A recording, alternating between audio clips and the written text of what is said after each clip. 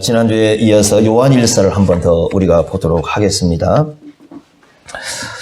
여러분들이 성경을 볼 때에 가장 중요한 것 중에 하나가 뭐냐면 구조를 이해하는 겁니다. 구조. 그러니까 구조를 이해한다는 건 마치 뭐와 같은 거냐면 건축을 할 때 그냥 막 갖다 짓지 않잖아요. 그죠? 여러분들이 글을 쓸 때도 마찬가지고 건축을 할 때도 마찬가지고 뭔가 이렇게 구조가 있습니다. 그 구조를 만들어 놓고 건축도 하고 글을 씁니다. 그러듯이 성경도 여러분들이 읽어볼 때 그냥 이렇게 막 쓴 것 같지만 그렇지가 않아요. 여기도 다 구조가 있습니다. 그래서 그 구조를 이해하는 것이 갖고 온 성경을 이해하는데 상당히 중요합니다. 요한일서는 어떤 구조로 되어 있을까요?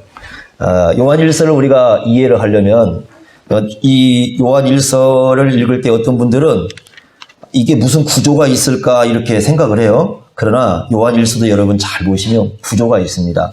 세 가지를 기억하시면서 읽어보시면 좀 이해가 될 것 같아요. 첫째는 뭐냐면 의를 행하는 삶, 의라는 용어를 기억하시고요.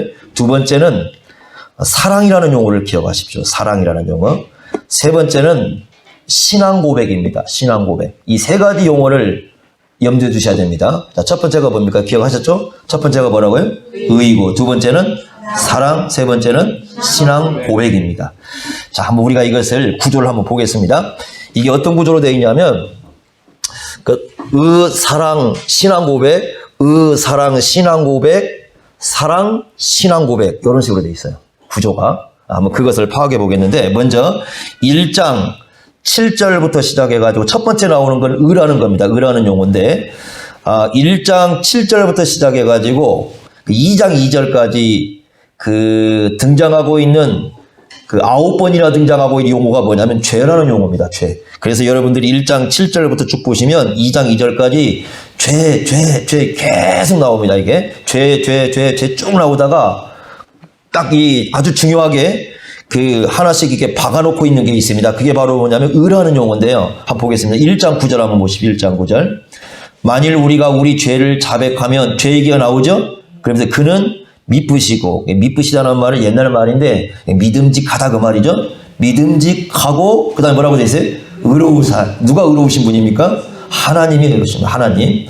우리 하나님이 의로우신 분이죠. 여기서는. 그래서 하나님 의롭다 이렇게 말씀하고요. 그 다음에 2장 1절 보십시오. 2장 1절. 나의 자녀들아 내가 이것을 너희에게 쓰면 너희로 죄를 범하지 않게 하려 함이라. 만일 누가 죄를 범하여도 아버지 앞에 우리에게 대언자가 계시니 이 대언자라는 말은 보혜사와 같은 말이에요. 그런데 그분이 누구시라고요? 의로우신 예수. 그러니까 1장에서는 성부 하나님이 의롭다고 했죠. 여기서는 누가 의롭다고요? 예수님이 의롭다고. 그러면 여기서 어떤 결과가 나오냐면 우리가 예수님을 따라 산다고 할 때는 어떤 삶을 살아야 되는가? 당연한 결과가 나오죠. 의로운 삶이죠. 예수를 따라 산다 그러면 의로운 삶을 살아야죠. 그건 당연한 겁니다. 그러면 우리가 의로운 삶을 산다는 의미는 뭐냐? 이제 이게 요한일서, 요한이서, 요한 3서에 다 등장하는 용어인데 2장 3절 보십시오. 이렇게 말씀했습니다. 우리가 뭐 하면 그의 계명을 지키면 2장 5절 보십시오. 2장 5절. 누구든지 그의 말씀을 지키는 자는 이렇게 나오죠. 그러면서 2장 6절에 그의 안에 산다고 하는 자는 그가 행하는 대로 자기도 행한다. 그러니까 요 앞에 보시면 그의 말씀을 지키고 그의 계명을 지키는 것은 예수님이 행하는 대로 우리도 어떻게 하는 거라고요? 행하는 것이고 그게 어떤 삶이다? 의로운 삶이다. 이렇게 말씀해요. 그래서 첫 번째 등장하는 건 의로운 삶에 대한 얘기를 하고 있습니다.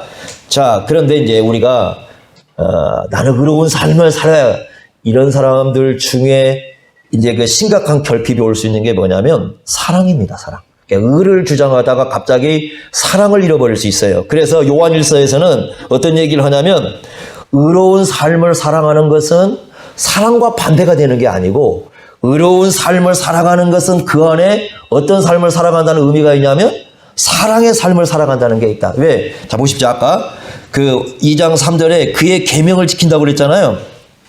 2장 7절 한번 보십시오. 2장 7절. 두 번째 인재가 사랑입니다. 2장 7절 보시면 사랑하는 자들아 내가 뭐라고 했습니까? 새 계명을 이렇게 말씀했어요. 그리고 8절도 보시면 다시 내가 너희에게 어떤 계명을? 새 계명을. 그럼 여러분 새 계명하면 어떤 말씀이 생각나요?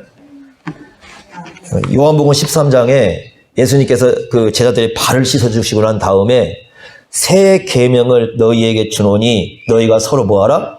사랑하라. 그러니까 내가 사랑한 것 같이 너희가 뭐하라? 서로 사랑하라. 이 말씀을 했어요. 그러니까 앞에서 똑같은 거죠. 그러니까 계명을 지킨다는 것은 결국 뭐 하는 거다? 사랑하는 거다. 그러니까 우리가 의로운 삶을 산다는 것은 결국 어떤 삶을 사는 것과 똑같다? 사랑하는 삶, 이렇게 말씀해 주고 있습니다. 2장 여러분 9절에요. 9절과 11절 보시면요. 이거 자, 어둠과 짝을 이루는 것은 미움이에요. 그러죠? 그 다음에 2장 10절에 보시면 빛과 짝을 이루는 것은 이 사랑이에요. 빛과 사랑이 한 짝이 되고 어둠과 미움이 한 짝이 됩니다. 그러니까 우리의 마음속에 미움을 품고 살아가는 사람들은 내 안에 뭐가 있는 사람들의? 어둠이 있는 사람. 그리고 우리 안에 빛이 있다는 것은 내 안에 누가 있다는 겁니까? 사랑이 있다는 거예요. 아주 굉장히 중요하죠. 요한일서에서 이 부분이. 그래서 우리 그리스도인들이 어떤 삶을 살아야 되느냐? 의를 행하는 삶을 살고 그 다음에 사랑하는 삶을 살아야 된다. 그런데 이게 뭐냐? 세 번째가 뭐라고 했습니까? 신앙 고백이라고 그랬죠. 이게 신앙 고백의 삶이에요. 이게 신앙 고백의 삶. 자, 어디를 보겠습니다. 2장 뒤에 보겠습니다. 계속 이어갑니다. 2장 18절부터 29절까지가 바로 신앙 고백의 문제를 다루고 있는데 2장 22절 보겠습니다. 22절. 이렇게 22절. 자, 22절, 23절인데 22절 보겠습니다. 거짓말하는 자가 누구냐? 누가 거짓말하는 자냐? 그랬을 때 예수님이 누구임을 부인하는 사람? 그리스도이심을.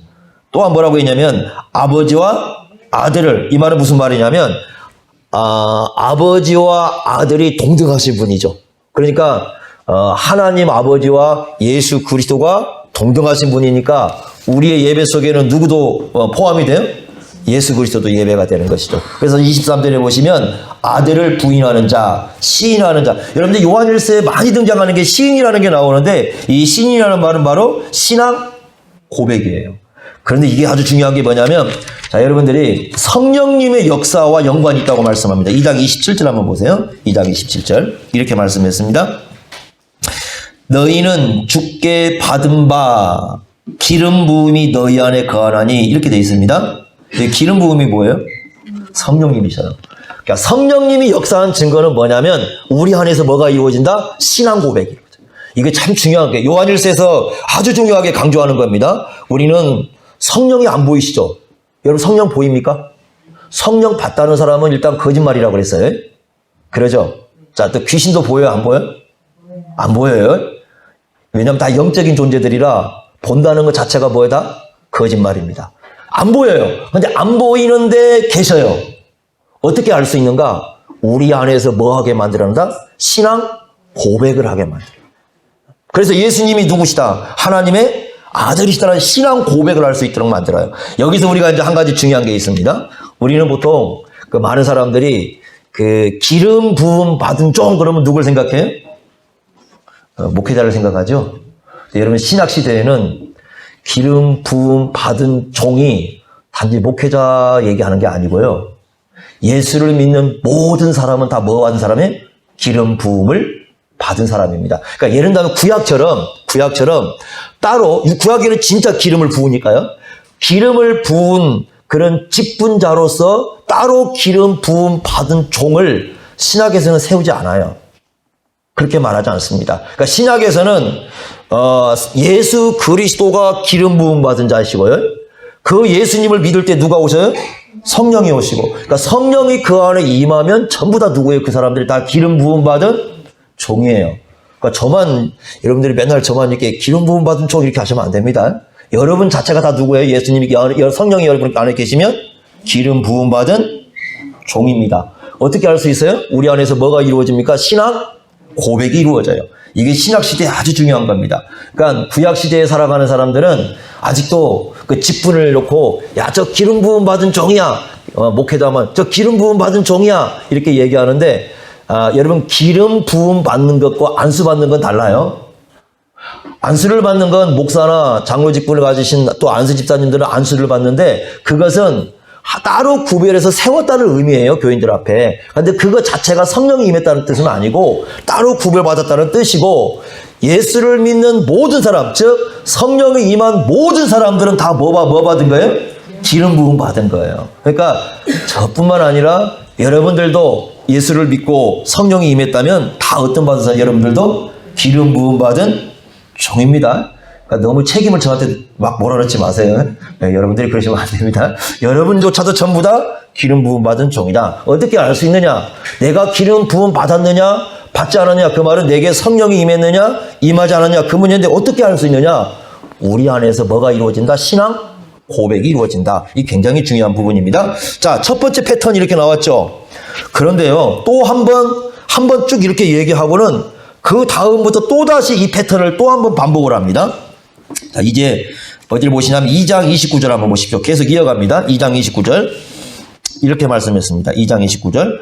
너희가 그가 의로우신 줄 알면 뭐하는 자다? 의를 행하는. 또다시 의 문제가 등장하죠. 아까 말했지만 사랑, 신앙 고백이죠. 역시 또다시 뭐가 등장했어요? 의 문제가 등장해요. 그리고 3장 4절부터 6절까지 이 짧은 구절이 있거든요. 4절부터 6절까지 죄라는 말이 6번 등장합니다. 그러니까 죄와 의가 반대가 되고 있죠. 그리고 3장 7절 보십시오. 3장 7절 이렇게 말씀했습니다. 이제는 아주 직접적으로 얘기합니다. 자녀들아, 아무도 너희를 미혹하지 못하게 하라. 그 다음에 뭐라고 됐습니까? 의를 행하는 자는 그의 의로우신 것 같이 의롭다. 여러분 여기 오해하면 안 돼요. 의를 행해서 구원을 얻는다는 그 얘기가 아니라 이미 딱 뭐라고 부르고 있습니까? 7절에 자녀들아. 그러니까 이미 구원을 받은 사람이에요. 자녀들아. 이미 구원을 받은 사람인데 이미 구원을 받은 너희들은 어떻게 살아야 된다? 의를 행하는 삶을 살아야 된다. 이렇게 얘기해요. 자, 그러면서 또다시 3장 10절부터 무슨 얘기를 해요? 사랑 얘기를 등장을 시킵니다. 또 사랑 얘기예요. 그러니까 의를 얘기하고 또 사랑 얘기하는데 여러분 요한복음 3장 16절 아시죠? 제가 처음에 신학할 때 신학 한번 세미나를 갔는데 그 교수님이 그런 얘기를 하셔요. 여러분들 요한복음 3장 16절 아시죠? 다 안다고 그러죠. 우리가 어릴 때부터 들었으니까. 근데 하는 얘기가 뭐냐면 요한복음 3장 16절과 맞먹어 가지고 우리가 반드시 암송해야 할 말씀이 있습니다. 그러면서 이 요한일서 3장 16절을 가르쳐줘요. 야, 이거 그때 제가 이거 듣고 얼마나 그때 이 가슴이 뛰던지 이 말씀 정말 우리에게 의미 있게 던져지는데 한번 보십시오. 요한일서 3장 16절요. 여러분 요한복음 3장 16절만이 아니라 짝을 이루어서 이것도 이해하셔야 됩니다. 그러니까 이거 아주 중요한 거죠. 왜냐하면 요한복음 3장 16절에는 성부 하나님께서 예수님을 보냈다고 그러잖아요. 그런데 이 말씀에는 예수님이 우리를 위하여 직접 행하셨다고 말씀하고 우리도 그래야 된다고 말씀해요. 같이 읽어보겠습니다. 3장 16절 시작. 그가 우리를 위하여 목숨을 버리셨으니 우리가 이로써 사랑을 알고 우리도 형제들을 위하여 목숨을 버리는 것이 마땅하니라. 자, 무슨 얘기 지금 당했습니까? 사랑이에요, 사랑. 그래서 우리가 정말 의를 행하는 사람이라면 어떤 삶을 살아야 된다? 사랑의 삶을 살아야 된다. 그래서 여러분들이 교회 와가지고 맛봐야 될 게 뭐냐? 음식만 맛보는 게 아니고 사랑을 맛봐요, 사랑. 이 사랑이 없다면 정말 교회는 죽음입니다. 아무리 많은 사람이 모여도 1000명이 모이고 10,000명이 모여도 사랑이 없으면 죽은 교회예요. 여러분 요한계시록 2장에 보면 에베소 교회 그 말씀하지 않습니까? 처음 사랑을 잃어버렸어요. 사랑을 잃어버리면 죽은 교회입니다. 그러니까 정말 중요한 것은 의도 중요하지만 의를 행하는 그 핵심 속에는 뭘 행하는 게 있다? 사랑을 행하는 게 있다. 이걸 아주 중요하게 다뤄야 되고요. 그 다음에 다시 또 4장 1절부터 시작해가지고 또 무슨 얘기를 다루고 있어요? 6절까지는 신앙 고백이에요. 신앙 고백. 아주 신앙 고백의 문제를 다루고 있는데 이 신앙 고백의 내용은 뭐냐면 이제 그 적그리스도라는 존재들이 있는데 예수님이 사람으로 오신 걸 부인하는 사람들이 있어요. 예수님이 이렇게 생각한 사람들이 있어요. 옛날에 야, 예수님이 그렇게 거룩하신 분이고 그렇게 존귀하신 분인데 우리 인간은 죄인이고 우리의 몸은 타락해 있는데 하면서 어떻게 그 거룩하신 분이 우리 사람같이 이렇게 될 수가 있어. 그러니까 예수님은 진짜 사람으로 오신 게 아니라 가짜로 왔어. 그래서 그걸 뭐라고 부르냐면 가연설이라고 불러요. 우리가 이제 도케티즘이라고 부르는데 여러분 도깨비가 있나요? 도깨비 보셨나요? 도깨비 불은 보셨나요? 도깨비. 예, 저희 돌아가셨는데, 저희 큰아버지가 한 번은 그 저녁에 오셨는데, 저희 이제 부산 사시다가 저 시골에 오셨는데, 엉망진창이 돼갖고 오셨어요. 막 와보니까 막 머리부터 발끝까지 다 흑투성이가 돼갖고 술을 많이 드셨더라고. 그래서 어쩐 일이냐 그랬더니 오다가 막 싸웠대요. 누가고 싸웠댔대. 웬 등치 큰 도깨비 하나가 나타나가지고 자기하고 막 싸웠답니다. 그래서 시계도 없어지고 다 없어졌어요. 그래서 야 그래요? 그래서 뭐야? 그래서 이제 다음날 아침에 갔거든요. 그랬더니 그 옛날에 그 여러분들 시골 앞에 보면 사회지 비석 아시죠? 지도 그 비석을 뽑아놓으셨어요. 비석과 열심히 싸우시고 뭐 싸우시고 그냥 그러고 오셨더라고. 그래가지고 예 그거 동네 사람한테 혼났습니다. 그래가지고 그것 때문에 근데 과연 있을까? 네, 그 도깨비라고 하는 도깨티즘이라는 말이 비슷해요. 발음이 도깨티즘하고 도깨비와 같은 건 아닌데 마치 없는 건데 있는 것처럼 이렇게 생각하는 거거든요. 그러니까 예수님이 진짜 안 왔는데 온 것처럼 그냥 이렇게 환영처럼 보였다. 그게 주장하는 게 도깨티즘이거든요. 근데 그게 옛날 초대교회 당시에 있었어요. 예수님이 인간으로 온 걸 부인하는 사람들이 있었는데 이 4장 1절부터 그 얘기하는 겁니다. 그러니까 그렇게 예수님에 대해서 부정하는 사람은 이거 적그리스도의 영이다. 그러면서 아주 중요한 그 말씀을 하죠. 4장 6절에 보시면 어떤 얘기를 하시냐면 이제는 아예는 진리의 영과 미혹의 영을 얘기하죠. 그러니까 우리는 진리의 영도 안 보이지만 미혹의 영도 안 보이죠. 어떻게 아느냐? 진리의 영은 예수 그리스도를 올바르게 신앙 고백하게 해줘요. 그러니까 예수님이 어떤 분인가를 알고 예수님에 대해서 올바른 신앙 고백을 하게 하지만 미혹의 영은 어떻게 해요? 예수님에 대해서 잘못된 가르침을 베풀어가지고 예수님에 대해서 잘못 믿도록 만들어 놓는 것이 바로 미혹의 영입니다. 그러니까 여러분들이요. 여러분 이단 세계에 가면 이단에게 마귀가 보여요? 안 보여요? 안 보이지. 당연히 안 보이죠. 그죠? 그런데 이들의 존재가 결코 진리의 영인 성령을 따르는 집단이 아니라는 걸 어떻게 알 수 있느냐? 그들의 신앙 고백을 보면 압니다. 그들은 예수를 말하지 않는 게 아니에요. 예수를 얘기합니다. 예수님을 얘기하지만 성경에서 가르치는 그 예수를 얘기하지 않아요. 잘 들어보십시오, 여러분. 그 사람들은. 여러분들이 언제 그 이단들이요, 예수님에 대해서, 십자가에 대해서, 부활에 대해서 설명한 거 들어본 적이 있나요? 예수님이 십자가에 죽으셨다고 얘기를 해요. 그러나 예수님의 십자가에 대해서 설명한 적 있나요? 예수님 자기들도 믿는다고 해요. 예수님이 하나님의 아들이라고 신앙 고백한 것 들어본 적 있나요, 그들이? 여러분, 그들의 고백서에는요, 그런 내용들이 없습니다. 그러니까 이들은 예수님을 얘기합니다. 이단들은요, 예수님에 대해서 자기들도 믿는다고 하고, 하나님도 믿는다고 하고, 뭐 쭉 얘기하지만, 이들 입술 속에서요, 예수님에 대한 신앙 고백은 나오지 않아요. 그러니까, 우리가 어떻게 이들이 막 자기들끼리 굉장히 도덕적으로 뭐 탁월하고, 자기들끼리 막 도와주고 그러면서 굉장한 집단처럼 얘기하지만, 이들에게 가장 심각한 문제가 있다는 증거는 뭐냐면, 진리의 영이신 성령이 안 계신 증거는 뭐가 없어요? 신앙 고백이 없어요. 그러면 여러분 여기서 우리가 한 가지 생각할 수 있는 게 있죠. 뭐냐면 요한일서에서는 뭐가 많이 나올 거라고 좀 기대해 볼 수가 있겠어요? 신앙 고백이죠. 자, 몇 군데 한번 보겠습니다. 우리가 지나왔는데 2장 한번 보겠습니다. 2장 22절. 예수님을 누구라고 고백하는가? 2장 22절 보십시오. 이렇게 말했습니다. 거짓말하는 자가 누구냐 그러면서 예수께서 누구인 걸 부인한다? 그리스도이심. 그러면 진짜 신앙은 예수를 누구로 고백해요? 그리스도로 고백해요. 그러죠? 4장 2절 한번 가보십시오. 4장 2절. 이렇게 말씀했습니다. 4장 2절.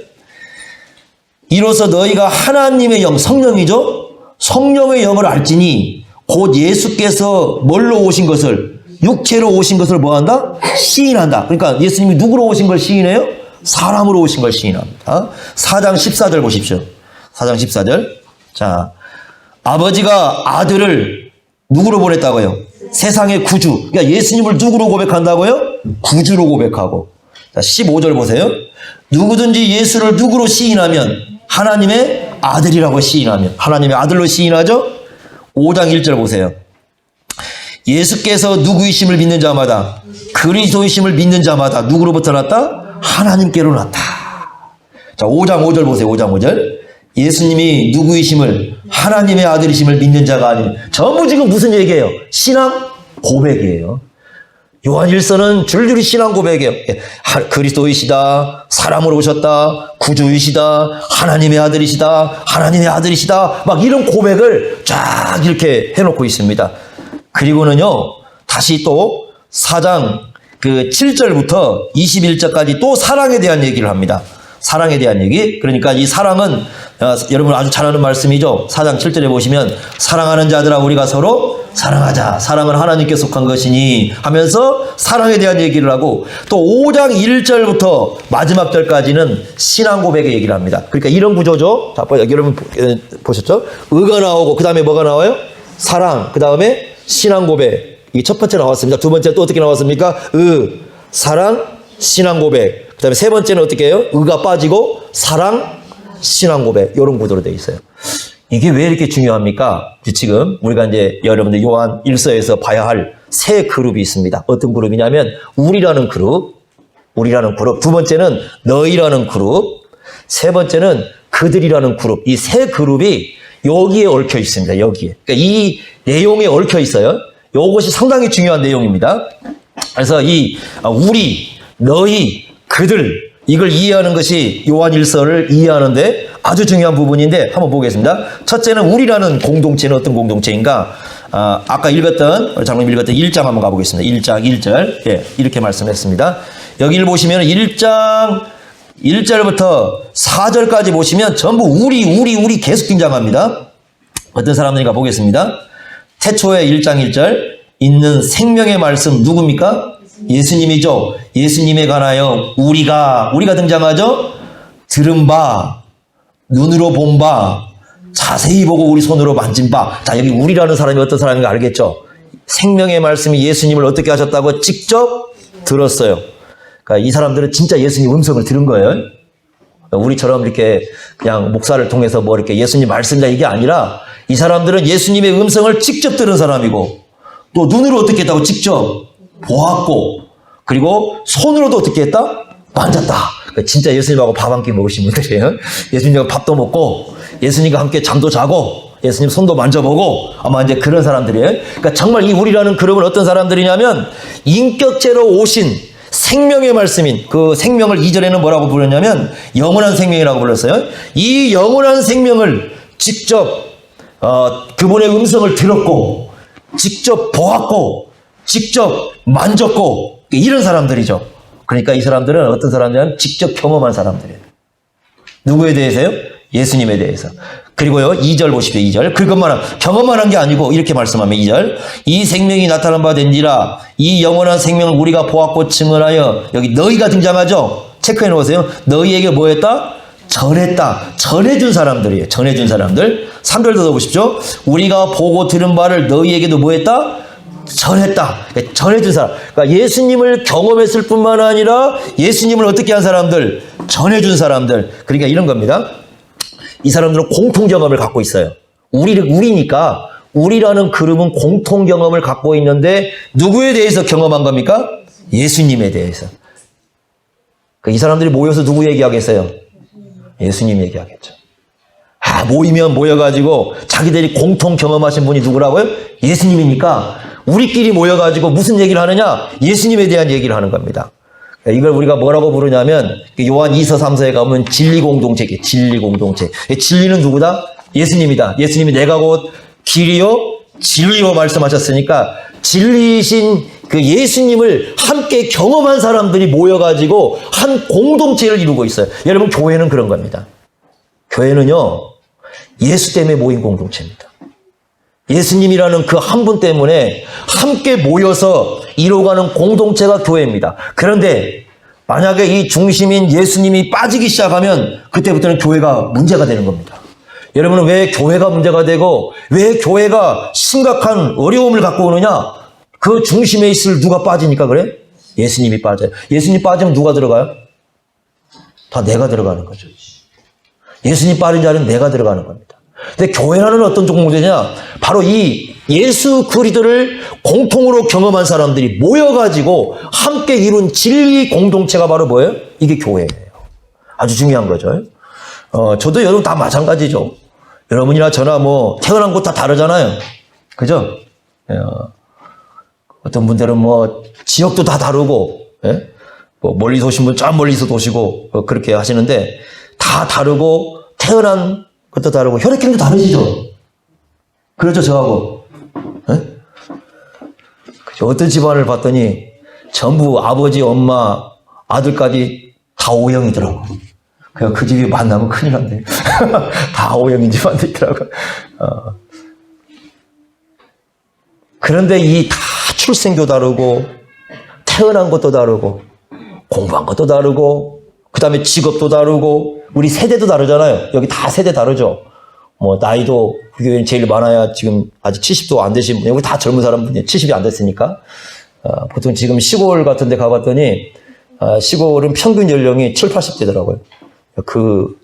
제가 예전에 우리 교회에 하도 나이 드신 분들이 하나 와가지고 기도했던 내용 중에 하나가 뭐였냐면 제발 좀 하나님 나이 드신 분 좀 보내주세요. 이렇게 나이 드신 분들이 안 와서 이제 그런 기도도 한 적이 있습니다만은 어쨌든 그래 상황이. 그런데 이렇게 다 세대가 달라요. 아이들 세대가 있고 뭐 이렇게 살아가는데 이런 세대가 하나로 우리라는 공동체를 이루는 중심에는 누가 있다? 예수님이 있다. 여러분 예수님 오시면 여러분 저하고 만날 일이 없죠. 그러죠? 예수님 아니면 저하고 만날 일도 없고 예수님 아니면 우리라는 공동체를 이룰 일도 없고 우리가 이렇게 모일 일도 없죠. 그래서 이 예수라는 중심, 이 영원한 생명이신 이 예수님을 중심으로 해서 우리라는 공동체 하나가 형성이 됐어요. 이걸 진리 공동체 이렇게 부를 수 있습니다. 그 다음에 두 번째는 뭡니까? 너희가 나와요. 너희니까 너희도 뭐예요? 이것도 공동체죠. 그러죠? 그런데 우리와는 너희라는 것은 좀 거리가 어때 이게? 떨어져 있죠. 그러니까 이렇게 볼 수 있어요. 우리라는 공동체는 이 요한이 요한일서를 썼으니까 사도 요한을 중심으로 해서 모인 한 그룹을 얘기할 수 있다면 너희라는 이 공동체는 지역적 거리가 떨어져 있어요. 지역적으로. 그러니까 떨어져 가지고 그들끼리 뭐 하고 있습니까? 또 하나의 공동체를 이루고 있어요. 그죠? 그러니까 우리라는 공동체 그리고 너희라는 공동체, 이런 좀 구분된 그런 공간적 거리를 갖고 있는 그런 공동체를 이루고 있습니다. 자, 그랬을 때 다시 보겠습니다. 1장 2절에 보시면 너희에게 전하노니 그랬죠. 그 다음에 3절 보세요. 3절 아주 중요한 말씀이죠. 같이 한번 읽어보겠습니다. 3절 시작. 우리가 보고 들은 바를 너희에게도 전함은 너희로 우리와 사귐 있게 하려는 거다. 그러니까 우리와의 사귐은 아버지와 그의 아들 예수 그리스도와 더불어 누립니다. 이 신앙 고백이죠. 아까 아버지와 아들을 믿는다고 하지 않았습니까? 그러니까 아버지와 아들을 시인하는 너희라는 공동체와 우리라는 공동체가 뭐 하려고 하는 거다? 사귀는 것이다. 그렇다면 너희라는 그룹은 우리라는 공동체와 같아요? 달라요? 같아요. 지역은 떨어져 있죠. 지역은 떨어져 있지만 같아요. 어떤 면에서 같아요? 역시 너희라는 공동체로 누구를 모시고 있어요? 예수 그리스도를 모시고 있다. 아주 중요한 거죠. 너희라는 공동체도 예수님을 모시고 있고 우리라는 공동체도 예수를 모시고 있고 그러니까 우리라는 공동체도 진리를 따르고 있고 저쪽인 공동체도 진리를 따르고 있고 진리의 영은 성령이시죠. 성령의 공동체고 성령의 공동체이고 이 둘은 사귐을 가지는 공동체. 사귀는 공동체, 교제하는 공동체. 아주 중요한 거죠. 이 부분이요. 자, 여러분들이 디모데전서를 한번 보겠습니다. 디모데전서 1장 2절 한번 보십시오.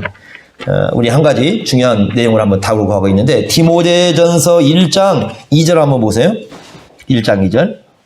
이렇게 말씀을 하고 있는데요. 한번 보겠습니다. 우리 세 구절을 보겠는데요. 1장 2절. 자, 디모데에 대해서 바울이 이렇게 얘기합니다.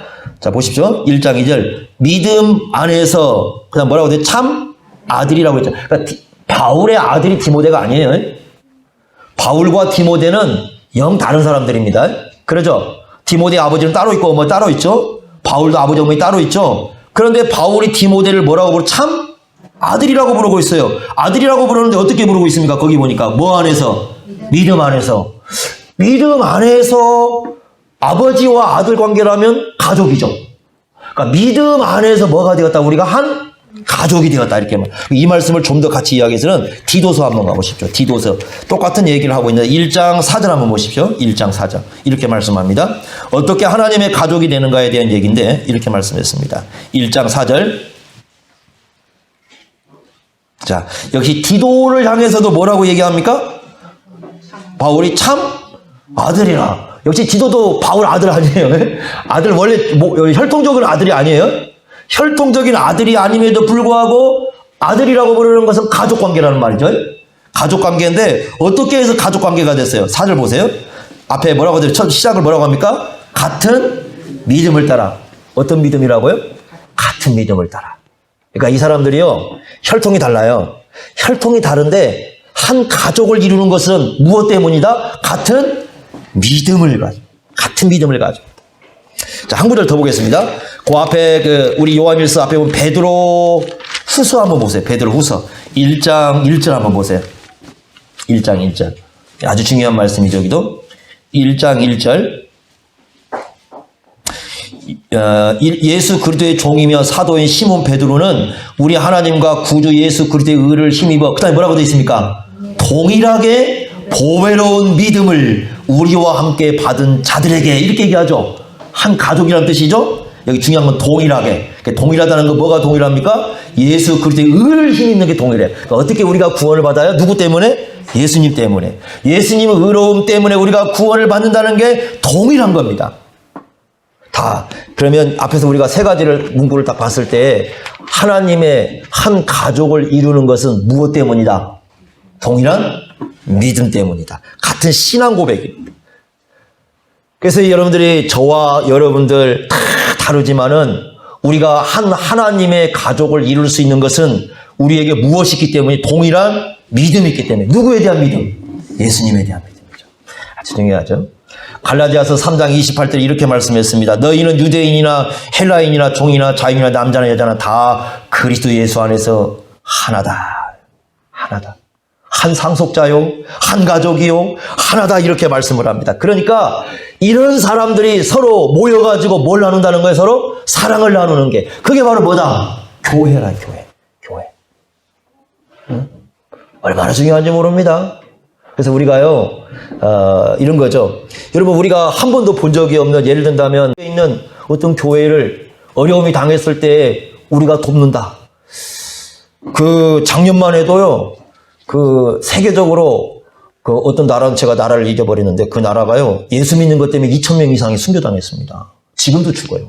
예수 믿는다는 것 때문에 순교당해요. 그런데 그게 이제 제가 보고 있는 진리의 깃발이라는 이제 책자에 그게 나와 있는데, 그래서 쭉 읽어보는데 가슴이 아파요. 왜? 비록 그들은 한 번도 만나본 적이 없어요, 제가.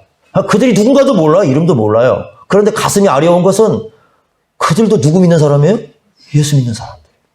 저도 예수 믿는 사람이고. 그러니까 예수 믿는 사람들이 그런 일을 당할 때는 남 얘기가 아닌 거야. 이거 우리 한 가족인 거예요. 이게 어떻게 해서 그렇게 가능하느냐? 같은 공동의 믿음이라는 걸 갖고 있기 때문에. 공동의 재산, 동일한 보배로운 믿음, 그것 안에서 우리가 같이 이루어지는 겁니다. 자, 그래서요, 우리 교회는 이 두 가지가 정말 올바로 되어 있어야 이 교회가 참 제대로 가는 공동체라고 볼 수 있는데, 첫 번째는 뭐냐면 신앙 고백이에요. 신앙 고백. 한 신앙 고백을 갖고 있어야 돼. 신앙 고백. 누구에 대한 신앙 고백입니까? 예수님에 대한 신앙 고백. 그래서 마태복음 16장에 보면 예수님께서 제자들을 모아놓고 하시는 말씀이, 너희는 나를 누구라 하느냐고 질문합니다. 이건요, 오고 오는 모든 세대에 예수님 재림할 때까지 모든 사람들이 그 앞에서 정직하게 답을 해야 됩니다. 그런데 거기 잘 보시면 너희라고 물어봐요. 너희라는 것은 너 개인을 얘기하는 게 아니고 거기에 모인 모든 제자들을 얘기하는 겁니다. 그러니까 제자들의 전체에게 물어봅니다. 나를 따르는 너희들 전체 제자들의, 너희들은 나를 지금 누구라고 믿고 따르고 있느냐? 그랬을 때 베드로가 그 전체 제자를 대표해서, 성경은 그런 일이 굉장히 많습니다. 대표해서 뭐라고 답을 합니까? 당신은 그리스도이시고 살아계시는 하나님의 아들이십니다. 그때야말로 예수님이 뭐라고 말씀하세요? 이게 바로 내 교회다, 이렇게 얘기하셔요. 예수님의 교회는 신앙 고백 안에서 하나가 되는 겁니다. 자, 두 번째 중요한 질문이 있습니다. 첫 번째 질문이고요. 두 번째 질문은 뭐냐면 요한복음 21장인데요. 요한복음 21장 15절부터 17절까지 보시면 예수님께서 베드로에게 질문합니다. 그때 뭐라고 질문합니까? 내가 나를 사랑하느냐. 근데 여러분, 그 질문도 마찬가지인데요. 이게 베드로 혼자에게 묻는 게 아니에요. 왜 그러냐면요, 요한복음 21장을 잘 보시면 거기에 7명의 제자가 있었어요. 그러니까 거기에 누구 있었냐면은 베드로가 있었고, 그 다음에 야고보와 요한이 있었고, 그리고 도마가 있었고, 나다나엘이 있었고, 이름 모를 2명의 제자가 함께 7명이 있었습니다. 그러니까 7명이 다 지금 뭐 하고 있습니까? 예수님 베드로에게 질문한 걸 듣고 있어요. 그러니까 예수님께서 베드로에게 너는 나를 사랑하느냐? 물어보면 7명 다 지금 뭘 생각하고 있는 거야? 이건 누구에 대한 질문이다? 나에 대한 질문이다. 면접 보러 가시잖아요. 면접 보러 가면 한 5명 딱 들어가 있습니다. 그러면 제일 첫 번째가 제일 문제죠.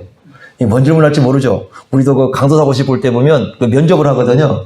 면접을 할 때 항상 1번으로 서기를 싫어합니다. 왜냐하면 그 질문 타켓 1번입니다. 그럼 나머지는 뭐냐? 질문이다. 똑같아. 그럼 준비를 하거든요. 근데 이제 첫 번째 질문한 사람은 갑자기 쑥 들어오잖아요, 질문이. 그러니까 이 사람이 가장 곤란한 거죠. 우리가 이제 강도사 가시면 이렇게 이제 쭉 그 면접관이 앉아있고, 딱 들어갑니다. 그러면 저희 들어갈 때 한 4-5명 들어간 것 같아요. 딱 앉아있으면, 여기서 딱 서 있습니다. 그럼 첫 번째 딱 물어봅니다. 질문을 딱 하는 겁니다. 이제, 야, 너는 뭐에 대해서 어떻게 생각하느냐? 그러면 다 우리 마음 준비하고 있습니다. 그 다음에 우리에게 똑같은 질문이 주어질 거라는 거죠. 마찬가지로 베드로에게 지금 똑같은 질문이 던져지지 않습니까? 그럼 다 제 아들이 뭐 생각하고 있어? 자기들도. 이거 답을 해야 되는데, 근데 묻지는 않죠. 묻지는 않지만 왜 그러느냐? 베드로에 대한 질문이지만 사실은 이건 누구에 대한 질문이에요? 제자들 전체에 대한 질문이에요. 근데 이것은요, 제자들만 묻는 것이겠습니까? 우리에게도 직접적인 질문입니다. 네가 나를 사랑하느냐? 그러니까 예수님을 신앙 고백하는 것도 중요하지만 두 번째 질문은 뭐냐면 너희가 정말 내가 나를 어떻게 하느냐? 사랑하느냐? 여러분 답하셔야 됩니다. 예수님이 누구신가에 대한 답을 해야 되고요. 우리가 예수님을 사랑하는가에 대한 답을 해야 됩니다. 그때 예수님이 뭐라고 말씀하세요? 베드로에게 그 다음에 하는 얘기가 너는 내 양을 지켜라. 왜 그러겠어요? 예수님을 사랑하지 않으면 양들도 사랑하지 않습니다. 왜 그랬습니까? 교회는요, 예수님이 피로 값주고 사신 공동체입니다. 맞죠? 여러분들 다 예수님이 여러분 피로 값주고 사셔서 이 자리에 모인 거죠? 예수님의 피로 값주고 사신 공동체를 그럼 예수님이 어떻게 하셨다가 요한일서 3장 16절에 자기 목숨을 내려서 사랑을 한 거잖아요. 그러면 예수님을 사랑하지 않으면 예수님이 피로 값주고 사신 교회도 사랑하지 않습니다. 예수님을 정말 사랑을 해야 예수님이 자기의 모든 걸 쏟아서 부어주신 그 교회를 어떻게 하는 거예요? 사랑하게 되는 거예요. 그래서 묻는 겁니다. 내가 나를 사랑하느냐? 그 질문 속에는 그 바로 이어지는 게 내 양을 지라는 그 말씀 속에는 네가 나를 사랑하느냐? 그 말씀 속에는 내가 피로 값주고 사신 교회를 정말 사랑하냐는 질문이 그 속에 담겨 있어요. 그러니까 신앙 고백은요, 사랑과 떨어져서 가는 게 아니라 우리가 예수님을 참으로 신앙 고백한다면 우리가 신앙 고백하신 그 예수님이 피로 값주고 사신 교회를 어떻게 하게 돼요? 정말로 사랑하게 되어 있어요. 그게 우리의 심정이어야 돼요. 물론 교회가요, 때로는 부족한 거 많고 때로는 화도 많이 나요. 어떨 때 보면은 도대체 저 사람들 뭐려고 지금 저렇게 나와서 막 저러나 화도 나고 그렇습니다. 그럼에도 불구하고 그 주님께서 사랑하셨던 교회는 이 마음속에 사랑해서 떠나지가 않습니다. 그럼에도 불구하고 이 땅에는 정말 예수를 신앙 고백하고 예수님을 위해서 살고 사람들이 다 자기를 위해서 예수님을 이용할 때 예수님 그분 자신을 위해서 나의 것을 추구하지 않고 예수님만을 위해서 사랑을 고백하며 살아가는 사람들이 존재하고 있어요. 이 땅에는요. 너도 나도 자기 자신을 위해서만 예수님을 때로는 이용하고 예수님이 주신 것 그것만 바라보고 살아가는 사람들이 있을 때에도 주님을 위해서 말없이 누구에게 드러내지 않고 정말 뒤에서 이 자기 자신을 들여서 봉사하고 섬기는 사람들이 존재하고 있다는 겁니다. 그렇기 때문에 때로는 교회가 어려움이 있고 때로는 교회가 고난의 시간도 보내고 때로는 교회 안에 이 잘못된 것들도 많이 있어가지고 때로는 문제도 발생하고 때로는 이 사회 속에서 교회가 지탄의 대상이 될지라도 교회를 사랑할 수밖에 없는 것은 주님께서 피로 값주고 사셨기 때문이에요. 그게 우리와 너희 사이에 있는 그 사귐의 공동체에서 드러나는 이 진리 안에서 하나 되는 공동체의 모습입니다. 그런데 이 우리와 너희라는 이 진리의 교제 공동체를 깨뜨리는 존재가 있다는 거죠. 그들이 누구예요? 요한일서에서 바로 그들이에요. 그들이라는 공동체. 이 사람들은 어떤 사람들이냐면 이 요한일서 2장 19절에 보면 그들이 등장하고 있는데 교회 안에서 세력을 만들어요. 힘을 만들어요. 자기들끼리 어떤 그 파벌을 구성하고 당파를 구성하고 세력을 만들어가지고 이 사람들이 진리를 깨트려요. 그러니까 이 사귐, 진리 안에서 예수님 안에서 이 사겨가는 그런 그 공동체를 깨트리는 그런 일을 하게 되는데 뭘로 그걸 깨트리느냐? 거짓 가르침으로 깨트립니다. 마치 뭐와 같으냐면요. 아담과 하와 이게 원래 부부잖아요. 아담과 하와는 사실 이 진리의 교제를 나눠야 될 사람들이에요. 여러분 그 하나님께서 동산 각종 나무의 열매는 마음껏 먹어라. 그러나 선악을 알게 하는 나무의 열매를 먹지 말라. 그 누구에게 주셨어요? 그 말씀은? 아담에게 줬죠. 하와는 안 들었어요. 그 얘기를. 그러니까 누구에게만 줬냐면 거기 보면은 그 사람인 아담에게 줬죠. 그러면 하와한테는 누가 전해줘야 돼요? 아담이 전해줘야죠. 이게 진리교제예요. 그러니까 들은 말씀을 여기서 마찬가지로 우리라는 공동체가 너희라는 공동체에 전해줬잖아요. 그런데 안 전해준 것 같지는 않아요. 여기 하와가 알고 있으니까. 그러죠? 그런데 어떻게 안 전해줬어요? 정확하게 제대로 전해주지는 않은 것 같아요. 이게 문제가 생겼어요. 그러니까 뭐가 생긴 거냐면 하나님의 말씀이 있는데 그 하나님의 말씀을 전할 때 정확하게 제대로 전해주지 않으니까 거기에 틈이 발생해버리죠. 그 틈을 누가 타고 들어왔어요? 사탄이 타고 들어온 거예요. 그리고는 그 틈을 어떻게 깨트려버렸습니다. 깨트려가지고 이제는 완전히 그 흔들어버린 거죠. 그 사탄이 들어와서 그 한쪽은 하나님 말씀을 직접 들은 사람이고 한쪽은 간접적으로 들은 사람인데 요게 일치가 안 되니까 그 사이를 들어와서 흔들어버렸어요. 그래서 이 진리의 교제를 깨트리게 만드는 이게 사탄이 하는 일, 아주 무서운 일이거든요. 그러니까 교회 안에서 이 그들이라는 공동체는 바로 그러한 세력을 만들어서 이 가르침을 깨트리는 그런 존재들입니다. 자, 이런 사람들이 언제까지 있을 것 같아요? 네, 주님 오실 때까지. 주님 오실 때까지 교회 안에 계속 존재할 겁니다. 이단들 얘기하는데 그 요즘에 뭐 이단들 얼마나 많은지 모릅니다. 한국교회가 우리 한국교회는요 그 한때 1970년대 80년대 막 그 교회 부흥이 막 엄청 이루어졌잖아요. 그때는 진짜 깃발만 꽂아도 모인다고 그랬어요. 요즘 깃발 꼽아놓으면 굶어 죽습니다.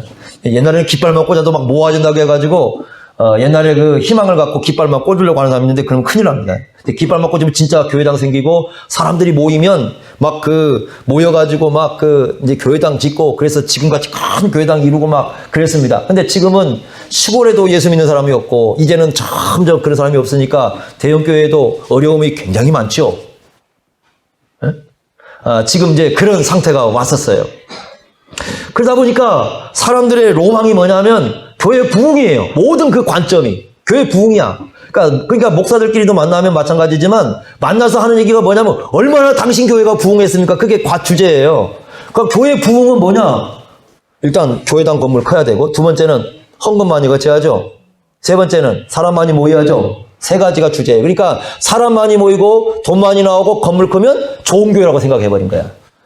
그래서 어떻게 하느냐? 나중에 이제 이 교회당을 갖다가 이렇게 등록을 합니다. 숫자를 등록을 하잖아요. 그러니까 목사들끼리 이제 이렇게 등록을 할 때에 자기 교회가 그만큼 막 남에게 보이지 않고 부흥했다는 걸 증명하기 위해서 어떻게 하느냐? 숫자를 부풀려 버렸습니다. 여러분 지금 한국교회 보세요. 대형교회들. 등록교인하고 제가 얼마 전에 놀란 게 뭐냐. 한국 10대 교회가 나왔는데 등록교인하고 예배교인이 완전히 달라요. 그러니까 등록교인이 만약에 뭐 2만 명이다. 예배드리는 숫자는 10,000명도 안 됩니다. 이런 식이에요. 그러니까 진짜는 예배드리는 사람들이잖아요. 이런 식으로 지금 한국교회가 되어버렸어요. 어느 순간에. 그래가지고 이러다 보니까 이 한국교인들은 숫자가 엉망이 돼버린 거죠. 그래서 예전에 1,000만 명이라는 숫자를 얘기했는데 기독교인 1천만 명이다. 다 그게 거짓말인 거죠. 제대로 조사되지 않은 거죠. 다시 말하면 부흥을 꿈꾸는 한국교회 목사들이 부풀려놓은 숫자 버린 거예요. 이것이 코로나가 오면서 그 진실이 다 드러나기 시작한 거죠. 그러니까 어느 순간에 한국교회는 나중에 숫자가 1,000만 명이 아니었다. 600만 명이었다. 그런데 또 600만 명에서 또 추리고 보니까 그게 아니더라. 지금 한국교회는 400만 명, 500만 명 이렇게 이제 이거라고 하는데 그런데 그 중에 100만 명은 이단이라는 거죠. 여러분 아십니까? 100만 명이 이단이라니까요. 우리 한국교회. 이 사람들이 집 팔고 가정 팔고 땅 팔고 다 바쳐놓고 있어요. 거기 가서. 죽는 줄도 모르고 그러고 있습니다. 왜 그렇겠습니까? 우리가 교회 안에서 진리를 잃어버렸을 때, 말씀을 잃어버렸을 때, 예수님에 대한 올바른 가르침을 잃고 올바른 신앙 고백을 잃어버렸을 때 이단들은 그 틈을 들어와서 우리의 기성교인들을 전부 무너뜨려서 데려가 버린 겁니다. 얼마나 무서운 현상입니까? 그렇기 때문에 우리가 오늘날 교회가 이 진리 안에 세워진다는 것이 예수 그리스도를 올바로 믿고 신앙 고백하고 그 안에서 교인들이 함께 사랑의 공동체를 이룬다는 것이 얼마나 중요한가. 그것이 바로 이단으로 끌려가는 것도 방어하는 그 역할도 감당하는 거예요. 여러분, 우리가 그래야 됩니다. 교회는 많이 모이든 소수가 모이든 이 수가 중요한 게 아니라 정말 예수 그리스도 안에서 하나 된 공동체를 이루어서 예수님 안에서 살아가는 그런 공동체를 이뤄낼 때에 그 교회가 주님께서 기뻐하시는 진리의 공동체로 살아간다는 걸 꼭 기억하셔야 됩니다. 그러니까 이런 공동체를 위해서 기도하시고 또 함께 여러분들이 그 예수님의 사랑을 베푸시고 이렇게 하면서 성령께서 이끌어가는 그러한 교회, 사람이 주인 되지 않고 성령께서 이끌어가고 말씀에 저와 여러분 다 하나가 되어서 말씀에 순종하는 그런 교회, 그런 교회를 이루도록 함께 힘써 나가시기를 바랍니다. 기도하겠습니다. 하나님 아버지, 주신 말씀 기억합니다. 교회가 어떤 공동체가 되어야 되는지, 또 어떻게 교회가 서 나가야 되는지 오늘 말씀을 가르쳐 주십니다. 오늘 말씀대로 의와 사랑과 신앙 고백이 올바로 이루어지는 교회가 될 수 있도록 함께하여 주옵소서. 성령께서 함께하시고 예수님 주인 되신 교회로 우리가 모두 순종하며 함께 가는 교회가 될 수 있도록 인도하여 주옵소서. 예수님의 이름으로 기도하옵나이다. 아멘.